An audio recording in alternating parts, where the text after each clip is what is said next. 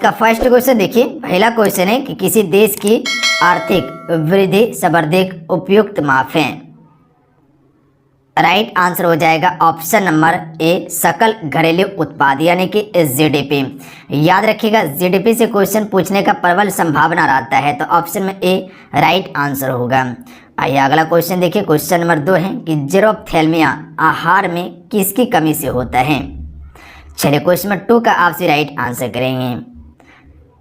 Right answer option में हो जाएगा प्रोटीन की कमी से। ध्यान दीजिएगा प्रोटीन की कमी से जो कि फिर जेरोप्थेल्मिया रोग हो जाता है, ऑप्शन में ए राइट आंसर होगा। विटामिन ए की कमी से रतौंधी रोग होता है, जिसका सबसे अच्छा उपचार करने के लिए क्या है, गाजर। याद रखेंगे आप सभी। अगला है प्रोटीन का निर्माण का सक्रिय स्थल क्या है।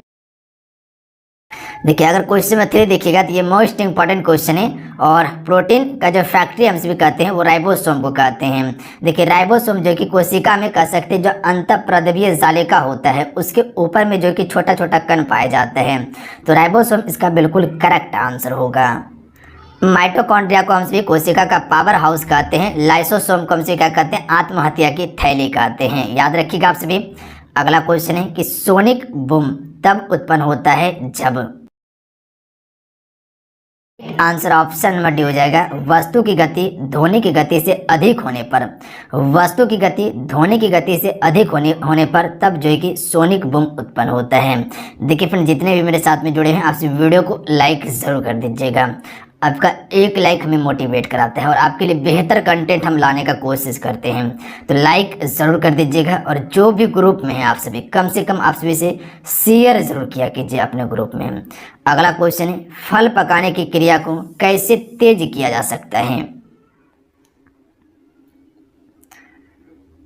राइट आंसर हो जाएगा ऑप्शन में बी, आसपास के इथाइलिन सांद्रण को बढ़ाकर फल पकाने की क्रिया को हम भी तेज कर सकते हैं। बी राइट आंसर होगा। देखिए जिस क्वेश्चन का आंसर पता नहीं है तो उसे आप सभी नोट डाउन करके उसको याद जरूर किया कीजिए। अगला है भारत की राष्ट्रीय आय के बराबर कौन सा कथन सही है। पहला कथन दिया है कि सेवाओं की अपेक्षा कृषि का प्रतिशत का हिस्सा अधिक होना। दूसरा है कि कृषि की अपेक्षा उद्योग का प्रतिशत का हिस्सा अधिक होना। तीसरा है उद्योग की अपेक्षा सेवाओं का प्रतिशत का हिस्सा अधिक होना। और चौथा है संयुक्त रूप से कृषि और उद्योग की अपेक्षा सेवाओं का प्रतिशत अधिक होना। तो इसका right answer option number D हो जाएगा भारत की राष्ट्रीय आय के बारे में कि संयुक्त रूप से कृषि और उद्योग की अपेक्षा सेवाओं का प्रतिशत अधिक होना। यह भारतीय राष्ट्रीय आय के बारे में बिल्कुल सही है। हालांकि आप सभी को पता होगा कि भारत में राष्ट्रीय आय की बात किया जाए, तीसरा क्षेत्र जो है जिसे हम सेवा क्षेत्र कहते हैं, इसका जीडीपी में सबसे अधिक योगदान है। अगला क्वेश्चन है कि मेंडलीफ ने अपना कार्य आरंभ किया तब तत्व कितने ज्ञात थे। अभी वर्तमान में कुल 118 तत्व है आवर्त सारणी में, इसको याद रखिएगा आप सभी। उस समय कुल 63 तत्व ज्ञात थे। ऑप्शन बी राइट आंसर होगा। आइए अगला क्वेश्चन देखिए, कौन सा कोशिका का केवल पादप कोशिका में ही पाया जाता है। चलिए क्वेश्चन नंबर 8 को ध्यान दीजिएगा, आप सभी इंपॉर्टेंट प्रश्न है आपके लिए। राइट आंसर हो जाएगा ये सभी। ध्यान दीजिएगा कोशिका भित्ति, लवक और उसके बाद रिक्तिकाएं, ये सभी जो है कि सिर्फ पादप कोशिका में ही पाए जाते हैं। जबकि आप तारकाई का नाम सुने होंगे, तारकाई जो है वो जंतु कोशिका में पाए जाते हैं। सिलिया और फ्लेजला ये भी जंतु कोशिका में पाए जाते हैं। जबकि दोनों में क्या पाए जाते हैं, तो झिल्ली हो गया, उसके बाद केंद्रक हो गया, माइटोकॉन्ड्रिया हो गया, राइबोसोम हो गया, ये सभी दोनों कोशिका में पाया जाता है। अगला क्वेश्चन है कि मेंडलीफ ने अपनी सारणी में तत्वों को किस आधार पर व्यवस्थित किया था। राइट आंसर हो जाएगा ऑप्शन नंबर डी, मूल गुणधर्म के आधार पर, परमाणु द्रव्यमान के आधार पर और रासायनिक गुणधर्म के आधार पर। यानी कि ये सभी आधार पर जो है कि मेंडलीफ ने अपने आवर्त सारणी में तत्वों को व्यवस्थित किया था। अगला क्वेश्चन है, क्वेश्चन में 10 है कि रक्त को थक्का बनने में सहायक या सहायता होता है। राइट आंसर ऑप्शन में भी हो जाएगा विटामिन के। याद रखिएगा विटामिन के जो है रक्त को थक्का जमने में सहायक विटामिन है। इसका रासायनिक नाम क्या है, फाइलोक्विनोन। याद रखेंगे आप सभी। विटामिन डी को हम सभी कैल्सीफेरॉल कहते हैं, विटामिन ए को टेकोफेरॉल कहा जाता है और विटामिन सी को एस्कॉर्बिक एसिड कहा जाता है। आइए अगला क्वेश्चन देखिए। क्वेश्चन में 11 है कि परमाणविक द्रव्यमान संख्या डैश के बराबर होती है। Right answer option number C हो जाएगा, नाभिक में प्रोटॉनों एवं न्यूट्रॉनों की संख्या के बराबर होती है परमाणविक द्रव्यमान की संख्या। सी राइट आंसर होगा, याद रखेंगे आप सभी। आइए अगला क्वेश्चन है कि लावा के प्रभाव से किस मिट्टी का निर्माण होता है। जो लावा का प्रभाव होता है इससे किस मिट्टी का निर्माण होता है, तो काली मिट्टी का निर्माण होता है, जिसे हम सभी रेंगुड़ मिट्टी कहते हैं और इसमें कपास की खेती सबसे अधिक होती है।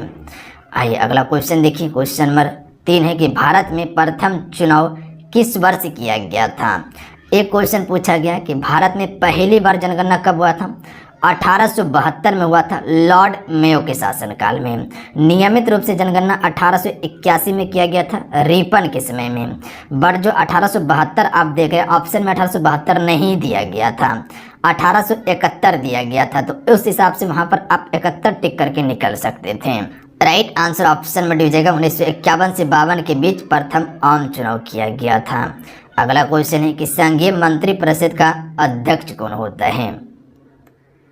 राइट आंसर हो जाएगा प्रधानमंत्री। प्रधानमंत्री जो है ये संघीय मंत्री परिषद का अध्यक्ष होता है। फ्रेंड यहाँ पर बात किया जाए कैबिनेट मिशन, कैबिनेट मिशन के तहत क्या किया गया था, संविधान सभा का निर्माण किया गया था। कब, 1946 में किया गया था, ध्यान दीजिएगा आप सभी। अगला है रक्त का पंपिंग स्टेशन होता है, तो रक्त का पंपिंग स्टेशन किसे कहते हैं, हृदय को। ध्यान दीजिएगा आप सभी, हृदय को हम सभी रक्त का पंपिंग स्टेशन भी कहते हैं। आइए अगला क्वेश्चन देखिए, 16 नंबर है कि निम्नलिखित में से किस राज्य में लेटेराइट मिट्टी पाई जाती है। देखिए लेटेराइट मिट्टी की अगर बात किया जाए तो ये आपका केरल वाला जो क्षेत्र है, यानी कि दक्षिण वाला क्षेत्र में आपको लेटेराइट मिट्टी देखने के लिए मिल जाता है, तो केरल इसका यहाँ बिल्कुल करेक्ट आंसर होगा। उत्तर प्रदेश वाला क्षेत्र में आपको कौन सा मिट्टी देखने के लिए मिलता है, जलोढ़ मिट्टी। राजस्थान वाला, गुजरात वाला, महाराष्ट्र वाला और मध्य प्रदेश वाला क्षेत्र में काली मिट्टी पाई जाती है। एक जीन एक एंजाइम सिद्धांत किसने प्रतिपादित किया था। राइट आंसर हो जाएगा बीडल एवं टेटम के द्वारा। बीडल और टेटम ने एक जीन और एक एंजाइम सिद्धांत प्रतिपादित किया था। आइए अगला है, आधुनिक आनुवांशिकी का जनक कहा जाता है। चलिए क्वेश्चन में 18 पर आप सभी ध्यान दीजिएगा, इंपॉर्टेंट है। आधुनिक आनुवांशिकी का जनक किसे कहा जाता है, ग्रेगर मेंडल को कहा जाता है, यानी ऑप्शन में ए राइट आंसर हो जाएगा। अगला क्वेश्चन देख लीजिएगा, निम्नलिखित में से कौन सा कार्बन का शुद्ध रूप है। हीरा जो है ये आपका कार्बन का शुद्ध रूप है, हालांकि ग्रेफाइट भी आपका कार्बन का ही रूप है, तो याद रखिएगा सबसे सटीक ऑप्शन सी को यहाँ टिक कर सकते हैं, हीरा, जो कि एक कठोर पदार्थ है। अगला है, ध्वनि का तारतम्य किस पर निर्भर करता है। ध्वनि का जो तारतम्य होता है ये आवृत्ति पर निर्भर करता है, याद रखिएगा किस पर, आवृत्ति पर। अगला है, स्वतंत्र भारत के प्रथम वित्त मंत्री कौन थे। देखिए स्वतंत्र भारत के प्रथम वित्त मंत्री जो थे वो डॉक्टर जॉन मिठाई थे, याद रखिएगा ऑप्शन में ए राइट आंसर हो जाएगा। जयराम दौलत राम जो हैं ये बिहार का पहला आपका राज्यपाल था। उसके बाद आप सी राजगोपालाचारी जो देखते हैं ये स्वतंत्र भारत का पहला गवर्नर जनरल था भारतीय। सी.डी. देशमुख पहला भारतीय आरबीआई का गवर्नर था, सी.डी. देशमुख। अगला क्वेश्चन है कि भारत के किस राज्य में मुख्यमंत्री पद पर नियुक्त होने वाली प्रथम दलित महिला थी। यहाँ पर किसी राज्य की बात किया गया है, तो सबसे पहले कह सकते हैं आपका यूपी यानी कि उत्तर प्रदेश में सुश्री मायावती जो है कि मुख्यमंत्री बनी थी, बी राइट आंसर होगा। अगला क्वेश्चन है कि प्रोपीन किसे कहा जाता है या किसे कहते हैं प्रोपीन, तो राइट आंसर हो जाएगा 2 आबंध वाली 3 कार्बन श्रृंखलाओं को हम सभी क्या कहते हैं, प्रोपीन कहते हैं। ऑप्शन में बी राइट आंसर होगा, 2 आबंध वाले 3 कार्बन श्रृंखलाओं को। अगला है, परिसीमन आयोग का अध्यक्ष होता है। मुख्य चुनाव आयुक्त जो है ये आपका परिसीमन आयोग के अध्यक्ष होता है। अगला क्वेश्चन देखिए 25 नंबर है कि किसी राज्य की विधानसभा में अधिकतम सदस्यों की संख्या कितनी हो सकती है। ये क्वेश्चन पीछे भी कई बार बताए हम सभी। तो 500 आपका विधानसभा में अधिकतम सदस्य की संख्या हो सकती है। अगर न्यूनतम की बात किया जाए तो 60 इसका बिल्कुल करेक्ट आंसर होगा। अगला है मूल्यह्रास किसके बराबर होता है। जो आप मूल्यह्रास देखते हैं ये किसके बराबर है, सकल राष्ट्रीय उत्पाद माइनस निवल राष्ट्रीय उत्पाद। ऑप्शन में ए राइट आंसर होगा, सकल राष्ट्रीय उत्पाद माइनस निवल राष्ट्रीय उत्पाद से ही आपका मूल्यह्रास निकलेगा। ये इसका फार्मूला है, याद रखिएगा आप सभी। अगला है विभिन्न तत्वों के निश्चित अनुपात में संयोग पर प्राप्त होते हैं। तो यौगिक प्राप्त होते हैं। देखिए जितने भी मिश्रण हैं, यौगिक हैं और तत्व है, जरूर उसको पढ़ लीजिएगा आप सभी, क्योंकि यहाँ से क्वेश्चन पूछा गया है। जहाँ तक होगा हम सारा चीज़ आपको कंप्लीट यहाँ करवा देंगे। अगला है GNP से NNP निकालने के लिए निम्न में से किसको घटाया जाता है। तो GNP से NNP निकालने के लिए आपको हास्य को घटाया जाता है। जो मूल्यह्रास होता है उसी को हम सभी घटाते हैं GNP से NNP को निकालने के लिए। आइए अगला है क्वेश्चन नंबर 29 है कि जल में हाइड्रोजन तथा ऑक्सीजन का भार के आधार पर अनुपात क्रमशः कितना होता है। तो देखिए हाइड्रोजन और ऑक्सीजन की बात किया जाए तो 1 और 8 हो जाएगा। कितना हो जाएगा, 1 और 8, यानी कि हाइड्रोजन के लिए 1 है और ऑक्सीजन के लिए कितना है, 8 है। अगला है डैश की कमी से मधुमेह रोग होता है। तो देखिए इंसुलिन जो है इसी की कमी से क्या होता है, मधुमेह रोग हो जाता है। तो ऑप्शन बी राइट आंसर हो जाएगा। अगला क्वेश्चन देख लीजिएगा। क्वेश्चन है कि विद्युत का आवेश का मात्रक क्या है। तो विद्युत आवेश का मात्रक जो होता है वो आपका कूलाम होता है। क्या होता है, कूलाम होता है। ऑप्शन नंबर सी बिल्कुल करेक्ट आंसर है। आइए अगला है परमाणविक सिद्धांत के आविष्कारक कौन थे। जॉन डाल्टन बिल्कुल करेक्ट आंसर होगा। अगला क्वेश्चन देखिए क्वेश्चन नंबर 33 है, ध्यान दीजिएगा, इंपॉर्टेंट प्रश्न है आपके लिए। क्वेश्चन है कि खनिज पदार्थों के उत्पादन में निम्नलिखित में से कौन सा राज्य प्रथम स्थान रखता है। देखिए पूरे भारत का 40% जो है कि खनिज का भंडारण और उत्पादन की बात किया जाए तो झारखंड रखता है। ऑप्शन बी राइट आंसर होगा। छोटा नागपुर का जो पठार है वो खनिज संसाधन के लिए ही जाना जाता है। झारखंड कोयला का भंडारण में पहला स्थान पे आता है, जबकि कोयला का उत्पादन में ये तीसरे स्थान पर आता है। अगला क्वेश्चन है कि राज्यपाल अपना त्यागपत्र किसे देता है। देखिए राज्यपाल की नियुक्ति कौन करेगा, राष्ट्रपति राज्यपाल की नियुक्ति करता है। तो त्यागपत्र भी राष्ट्रपति को ही देना होता है। Option number D right answer हो जाएगा। अगला क्वेश्चन है कि भारत में पहले स्वर्ण रिफाइनरी कहाँ स्थापित की गई थी। क्वेश्चन नंबर 35 पर आप सभी ध्यान दीजिएगा, इंपॉर्टेंट प्रश्न है, याद रखिएगा। सिरपुर में स्थापित की गई थी। कहाँ पर, सिरपुर में सबसे पहले आपका स्वर्ण रिफाइनरी स्थापित की गई। अगला क्वेश्चन है कि किस राज्य विधानसभा में सदस्यों की न्यूनतम संख्या कितनी हो सकती है। यानी कि किसी भी राज्य विधानसभा में न्यूनतम सदस्य की संख्या कितनी हो सकती है। इससे पहले आपको बताए थे कि अधिकतम 500 हो सकती है और न्यूनतम 60, याद रखिएगा। लोकसभा में सदस्यों की संख्या कितना है, अभी 550 है। पहले 552 था, हटाया गया क्या, एंग्लो इंडियन सदस्य को हटा दिया गया। राज्यसभा में 250 सदस्य हैं। इसमें 12 सदस्य राष्ट्रपति के द्वारा मनोनीत किया जाते हैं और ये क्वेश्चन पूछा गया है आपके पेपर में।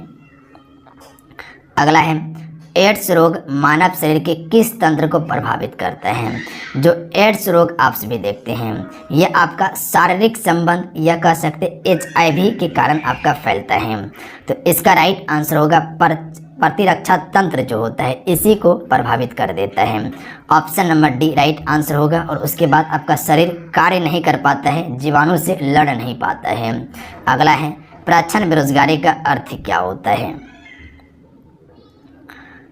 राइट आंसर होगा आवश्यकता से अधिक लोगों का कार्यरत होना। इसी को हम सभी प्रच्छन्न बेरोजगारी कहते हैं। जितना आवश्यकता है उससे अधिक लोगों का कार्यरत होना यानी कि काम पर आना उसी क्षेत्र में, उसी को हम सभी प्रच्छन्न बेरोजगारी कहते हैं। जहां पर 10 आदमी का काम था वहां 100 आदमी लग गया है उसी काम को करने के लिए, तब उसे हम सभी प्रच्छन्न बेरोजगारी कहेंगे। निम्न में से कौन सा एक द्रव्य है? तो देखिए मरकरी जो है ये आपका द्रव्य है, याद रखिएगा आप सभी, क्या है? मरकरी इसका बिल्कुल करेक्ट आंसर होगा। आइए अगला क्वेश्चन है कि निम्नलिखित में से सबसे बड़ा कोशिका कांग जो है वो कौन सा है? तो सबसे बड़ा कोशिका कांग आपका प्लास्टिड होता है, याद रखिएगा, सी राइट आंसर होगा। गुणसूत्रों की बात किया जाए तो कुल 46 गुणसूत्र होता है। 23 जोड़ा की बात किया जाए यहाँ पर 23 दूनी 46 हो जाएगा। माइटोकॉन्ड्रिया को हम सभी कोशिका का पावर हाउस कहते हैं। एटीपी के रूप में ये ऊर्जा क्या करता है? स्टोर करके रखता है। अगला क्वेश्चन है ऑक्सीकरण एक ऐसी अभिक्रिया है जिसमें इलेक्ट्रॉन का त्याग होता है, ऑक्सीजन का संयोग होता है, विद्युत धनात्मक समूह के अनुपात में वृद्धि होती है। तो ये सभी इसका बिल्कुल करेक्ट आंसर होगा। ध्यान दीजिएगा, इंपॉर्टेंट प्रश्न है, इसको स्टार मार के याद रखिएगा। ऑक्सीजन एक ऐसी अभिक्रिया है जिसमें इलेक्ट्रॉन का त्याग होता है, ऑक्सीजन का भी संयोग होता है और विद्युत धनात्मक समूह के अनुपात में वृद्धि होता है। डी राइट आंसर है। अगला है अवकरण एक ऐसी अभिक्रिया है जिसमें, तो अगर अवकरण की बात किया जाए तो इसमें क्या होता है? इलेक्ट्रॉन का ग्रहण होता है इसमें, याद रखिएगा। अवकरण में इलेक्ट्रॉन का ग्रहण होता है। इलेक्ट्रॉन त्यागने की प्रवृत्ति को क्या कहते हैं? इलेक्ट्रॉन त्यागने की प्रवृत्ति को हम सभी ऑक्सीकरण कहते हैं। क्या कहते हैं? ऑक्सीकरण कहते हैं। अगला है इलेक्ट्रॉन ग्रहण करने की प्रवृत्ति को क्या कहते हैं? तो इलेक्ट्रॉन ग्रहण करने की प्रवृत्ति को अवकरण कहा जाता है। त्यागने की प्रकृति को हम सभी ऑक्सीकरण कहते हैं, जबकि ग्रहण करने की बात किया जाए तो अवकरण कहा जाता है। अगला है विश्व व्यापार संगठन WTO का मुख्यालय डैश में स्थित है? राइट आंसर हो जाएगा ऑप्शन में सी, स्विट्जरलैंड जनेवा में। अगला है कपिल देव की आत्मकथा का नाम क्या है? ऑप्शन में सी करेक्ट आंसर होगा। अगला है 47 नंबर, भारत सरकार ने जम्मू एवं कश्मीर राज्य के अनुच्छेद 370 को कब निरस्त कर दिया था? तो ये निरस्त जो किया गया था 5 अगस्त 2019 को, याद रखिएगा, 5 अगस्त 2019 को निरस्त कर दिया। अगला है ब्लैक बक राष्ट्रीय उद्यान कहाँ पर स्थित है? राइट आंसर हो जाएगा ऑप्शन में सी, गुजरात राज्य में स्थित है। ध्यान दीजिएगा आप सभी। अगला क्वेश्चन है पेरियार नदी किस राज्य से होकर बहती है? तो अगर पेरियार नदी की बात किया जाए तो इसका राइट आंसर हो जाएगा ऑप्शन में बी, केरल। अगला क्वेश्चन है कि राहने जलप्रपात मध्य प्रदेश में किस नदी पर स्थित है? तो राहने जलप्रपात की बात किया जाए तो राइट आंसर हो जाएगा केन नदी पर, याद रखिएगा आप सभी।